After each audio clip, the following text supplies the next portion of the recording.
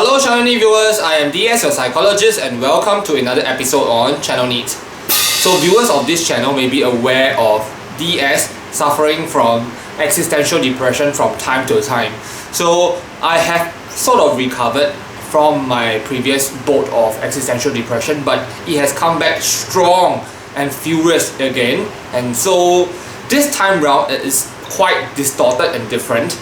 So I will use this episode to document what are some of the strange thoughts that might go through a person suffering from existential depression, because it's just exactly what I am feeling now. These might also sound very bizarre to people who have not experienced this before. So first of all, just to clarify, everything is going on perfectly fine in my life. Everything is alright. So I have friends, I have a dog, I have things that I can look forward to, I have a job, I have income. So if you look at it that way, a lot of people might actually envy my life. There is no reason to be sad. I am not sad actually, but I am not happy. I don't feel happiness at all. Not a single moment of happiness every day in my life. But this must not be confused with sadness. I don't feel sad. It's just that I don't feel happy and I am very numb. A second salient thing about what I am experiencing now is that of contradiction. I very much would like to speak to people. I would like to talk to people about my condition, but yet at the same time I don't want to, because nobody would understand. They will give me bad advice. They would tell me things that I don't want to hear, because it is very unlikely that people around me understand the state of existential depression. So I would say that an INTJ or a fellow ENTJ may be a better person to talk to, but unfortunately I don't have such a companion or such a friend that I can actually speak to that can understand the situation that I'm in. So as I really wish to talk to somebody, I start to develop this very weird thought that I should find a lover, and this lover is me. Yes, I don't know how to express it. If I could tear myself into two so that I can actually clone and become another me, then this actually is the best companion for myself. So fellow viewers, have you ever had such a thought before? I think it sounds strange to many people, but yes, I do really feel so, because I will not betray myself. So for other people, at the beginning of every relationship is always sweet. You always miss each other, but it's always heading towards some doom. Of course, not every relationship ends that way. There are a lot of people that are very happily married, happily attached. It just happens that maybe for an ENTJ it's harder, or maybe only for me. So I wish that I could split myself into two and have a romantic relationship with myself. So this is a very bizarre thought for many people.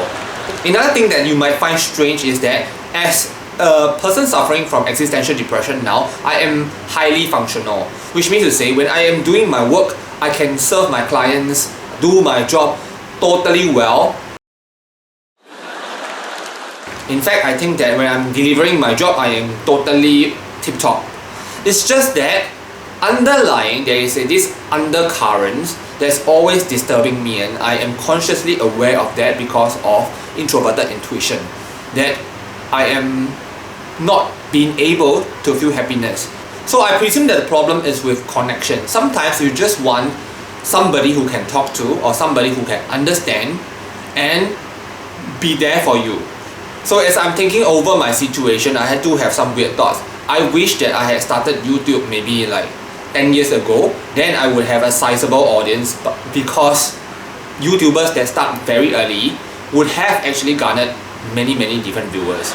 So this video may have actually garnered about 1,000 views at least if I had been a very early YouTuber. Then at least there will be more comments from the viewers for this video, sharing about what they are actually experiencing, talking, and sort of giving an echo. That is important on its own.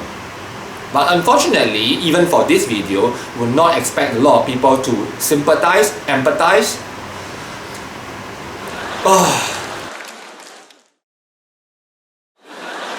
When one is having this kind of depression, they actually can go rather pessimistic. So you can hear from what I am saying in this video that even though I am trying to be optimistic, there's a cynicism very clearly hidden underneath, is latent. So with existential depression, it is very likely that I can continue doing my job, but I no longer believe in a lot of things. I no longer believe in magic, believe in people, believe in love, just waiting to die. So viewers, I hope that you will find this video very real, because I am actually documenting exactly the moment the depression is actually attacking me, so you can actually get to understand what existential depression may be really like. So I have also got this very weird thought that in order to combat existential depression, I am going to let the old self die. So it is possible that a person undergoing this phase in their life may want to suddenly change and become a different person. So I am also experiencing this type of a feeling, like I totally want to assume a new identity and live that life. Why? Because I felt that in my previous life, I have made a lot of wrong choices, trusted a lot of wrong people, and so I wanted to start afresh. So very weirdly, as you can see, I am speaking much slower than I used to, partly because I am not happy, but also because I am consciously trying to morph into a new self. So it might seem very strange because most people don't do these kind of things. So in a way, as an ENTJ, I'm trying to drop my TE and NI a bit and trying to adopt SE more.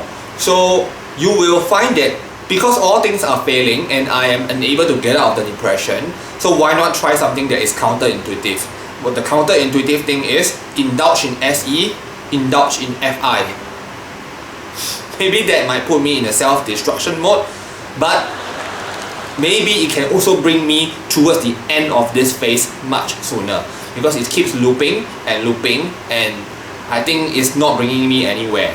So people suffering from existential depression may not typically look like a person who is depressed. So in my case, I don't feel sad enough to cry, and I will not. I feel numb and I want to change. So in my previous existential depression episodes, I have also got a few viewers writing in the comments talking about how they suffer from existential depression and what they do about it. So maybe in this episode, I could hear some comments as well. In the upcoming episodes, I will go back to doing the conventional videos that we do, including MBTI and psychological effects. So to look forward to it. If you are new to our channel, do consider subscribing so that we can bring you more such videos.